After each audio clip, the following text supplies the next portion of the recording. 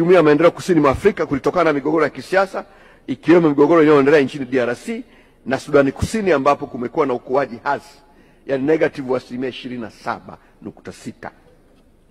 Mheshimiwa Spika, kwa mujibu wa taarifa ya Shirika la Fedha la Dunia la Kimataifa IMF ya Aprili 2025, mfumuko wa bei duniani ulipungua na kufikia wastani wa 5.8 mwaka 2024 kutoka 6.7 mwaka 2023, na mfumuko huo unatarajiwa kuendelea kupungua hadi kufikia 4.3 kwa mwaka 2025 na 2.2 kwa mwaka 2026. Mheshimiwa Spika, sasa nifanye mapitio ya hali ya uchumi wa taifa. Mheshimiwa Spika, mwaka 2024 pato halisi la taifa lilifikia shilingi trilioni 156.6 kutoka shilingi trilioni 148.5 kwa mwaka 2023, sawa na ukuaji wa 5.5%, na hivyo kuifanya nchi yetu kuwa ni miongoni mwa nchi ambazo zilikuwa na ukuaji mkubwa katika ukanda huu wa Afrika Mashariki.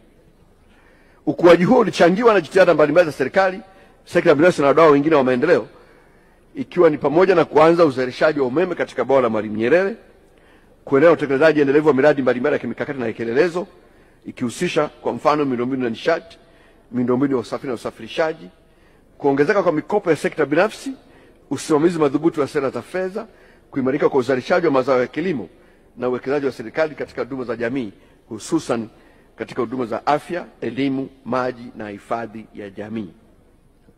Mheshimiwa Spika, kwa mwaka 2024 sekta 5 zilizoongoza kwa ukuaji wa uchumi ni pamoja na sanaa na burudani iliyokuwa kwa 17.1%, uzalishaji, usafirishaji na usambazaji wa umeme iliyokuwa kwa 10.4%, habari na mawasiliano kwa 10.3%, fedha na bima kwa 13.8% na afya kwa 10.1%.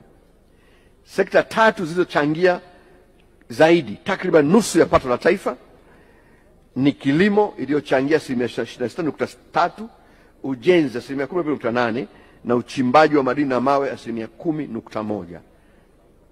Katika siku za mbeleni serikali itaendelea kuongeza tija zaidi kwenye uzalishaji katika kilimo ili kilimo kiendelee kuwainua Watanzania wengi zaidi kimapato. Mheshimiwa Spika, mfumuko wa bei nchini ulipungua na kufikia 3.1% kwa mwaka 2024 ikionyeshwa na 3.8% kwa mwaka 2028. Mheshimiwa Spika, mikopo kwa sekta binafsi iliendelea kukua kwa kasi ya kuridhisha ambapo mwaka 2024 ukuaji wa mikopo kwa sekta binafsi ulifikia wastani wa 12.4%, na sekta zilizoongoza kupokea mikopo hiyo ni kilimo kwa 41%, uzalishaji viwandani 16.3%, mikopo katika shughuli za binafsi 10.7%, uchukuzi na mawasiliano 13.2% na biashara 12.7% na ujenzi 4.4%. Matokeo haya yanaonyesha mwelekeo chanya katika ukuaji wa uchumi na maendeleo ya sekta mbalimbali nchini. Ongezeko la mikopo kwa sekta binafsi hususan katika sekta za uzalishaji kama kilimo, viwanda pamoja na shughuli binafsi na uchukuzi mawasiliano inaashiria uimarishaji wa mazingira ya biashara na ukuaji wa shughuli za kiuchumi.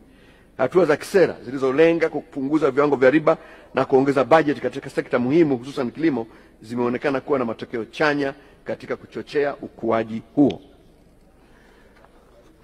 Mheshimiwa Spika, akiba ya fedha za kigeni imeendelea kuwa ya kuridhisha kukidhi mahitaji ya uagizaji wa bidhaa na huduma kutoka nje ya nchi. Mwaka 2024 akiba ya fedha za kigeni ilifikia dola za Kimarekani bilioni 5.546.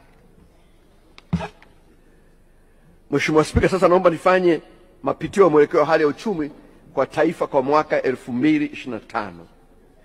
Mheshimiwa Spika, malengo ya uchumi wa taifa kwa mwaka 2025 yapo malengo 6 yafuatayo. Kwanza, kuongeza kasi ya ukuaji wa pato halisi la taifa kufikia 6% mwaka 2025 na kutoka 5.5% kwa mwaka 2024. Pili, kuendelea kudhibiti mfumuko wa bei kubaki kwenye wigo wa takriban wa tarakimu moja wa wastani wa asilimia kati ya 3 hadi 5% katika muda wa kati. Na tatu, mapato ya ndani yaani mapato ya kodi na isiyo ya kikodi, kufikia 17.4% ya pato la taifa ifika mwaka 2025/26 ikilinganishwa na matarajio ya 15.8% kwa mwaka 2024/25, na mapato ya kodi yafikia 13.3% ya pato la taifa kwa mwaka 2025/26 ukilinganisha na 12.8% kwa mwaka 2024/25. 5. Nakisi ya bajeti ikijumuisha misaada kuwa 3% ya pato la taifa kwa mwaka 2025/26 kutoka matarajio ya 3.4% kwa mwaka 2024/25, na 6. Kuwa na akiba ya fedha za kigeni kwa kiwango kinachokidhi mahitaji ya uagizaji wa bidhaa na huduma kutoka nje kwa kipindi kisichopungua miezi 4. Mheshimiwa Spika, maelezo ya kina ya taarifa ya hali ya uchumi yanapatikana katika kitabu cha hali ya uchumi ambacho tumekigawa kwa waheshimiwa wabunge. Sasa nifanye tathmini ya utekelezaji ya mpango wa maendeleo ya taifa wa mwaka 2024/25. Mheshimiwa Spika, katika mwaka wa fedha wa 2024/25 bunge lako tukufu liliidhinisha jumla ya shilingi trilioni